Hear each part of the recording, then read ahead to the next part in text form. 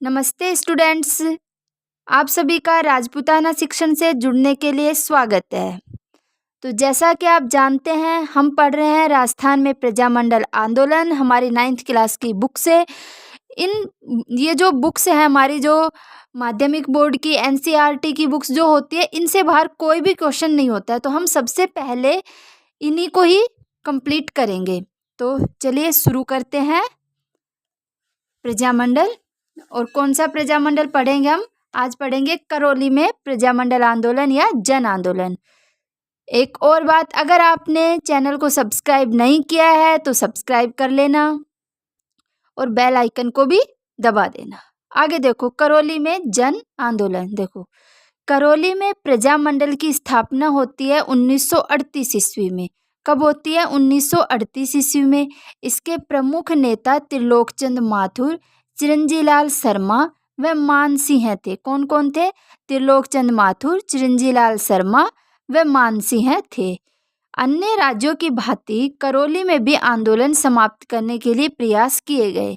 नवंबर 1946 में करौली के पड़ोसी राज्य के कार्यकर्ताओं का क्या बुलाया गया? एक सम्मेलन बुलाया गया, जिसमें करौली में उत्तरदायी शासन की मांग की गई।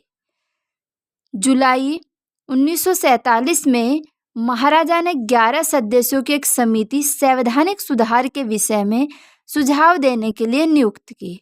प्रजामंडल ने मांग की कि इसमें कुछ जनप्रतिनिधि भी होने चाहिए, यानी उत्तरदायी शासन होना चाहिए, परंतु महाराजा ने यह मांग अस्वीकार कर दी और कुछ समय बाद ही करौली का मत्स्य संघ में विलीनीकरण हो जाता है।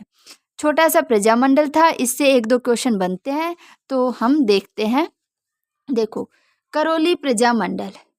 करौली प्रजामंडल में आपको याद रखना है, स्थापना 1938 ईस्वी। स्थापना कब की गई? 1938 ईस्वी। संस्थापक त्रिलोकचंद माथुर। संस्थापक कौन है? त्रिलोकचंद माथुर।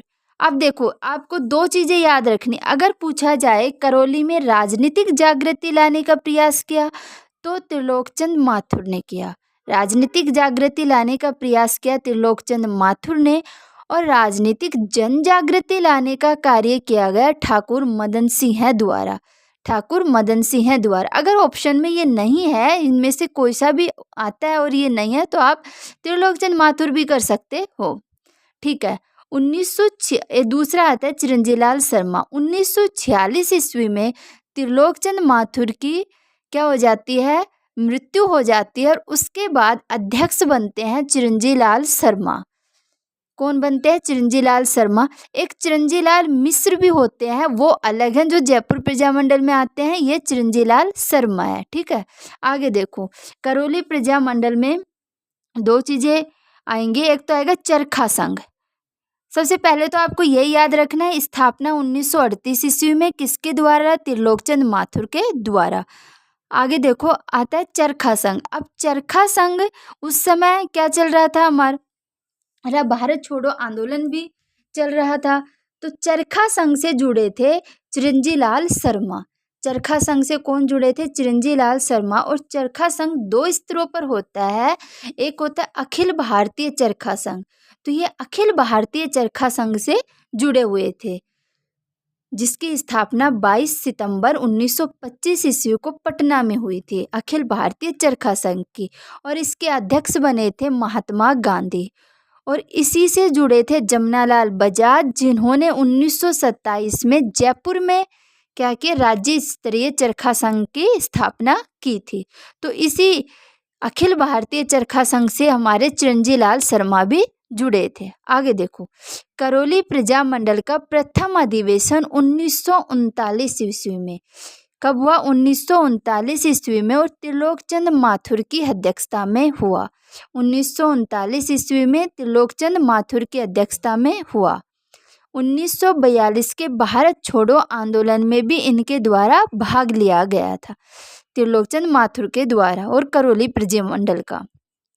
नवंबर 1946 में अधिवेशन बुलाया गया और उत्तरदायी शासन की मांग रखी, और 1947 में मांग को मान लिया गया। अंततः इसको मत्स्य संघ में विलय कर दिया जाता है। तो ये था करौली प्रजामंडल, जिसमें आपको याद रखना है कि करौली प्रजामंडल की स्थापना 1938 ईस्वी में संस्थापक त्रिलोकचंद माथुर, राजनीतिक जागृति भी त्रिलोकचंद माथुर के द्वारा लाई गई। करौली प्रजामंडल में एक नाम आता है चिरंजीलाल शर्मा का। याद रखना आपको, चिरंजीलाल मिश्र जयपुर में थे, जबकि चिरंजीलाल शर्मा करौली प्रजामंडल से थे। ये अखिल भारतीय चरखा संघ से भी जुड़े हुए होते हैं और एक राज्य स्तर पर चरखा संघ की स्थापना होती है 1927 में जमनालाल बजाज के द्वारा जयपुर में। दूसरा आपको याद रखना है, करौली प्रजामंडल के प्रथम अधिवेशन 1939 में हुआ और अध्यक्षता की गई थी त्रिलोकचंद माथुर के द्वारा। अंततः ये मत्स्य संघ में विलय हो जाता है। तो ये था हमारा करौली प्रजामंडल आंदोलन। ऐसे ही छोटे छोटे क्वेश्चन बनते हैं इनसे, जो आपको याद रखने हैं। धन्यवाद आप सभी का जुड़ने के लिए। और अगर चैनल को सब्सक्राइब नहीं किया है तो प्लीज़ सब्सक्राइब कर देना। आप सभी को यहाँ पे ऑथेंटिक और माध्यमिक की बुक्स के जो जानकारियाँ, तथ्य निकल कर आते हैं वही दिए जाएंगे। धन्यवाद।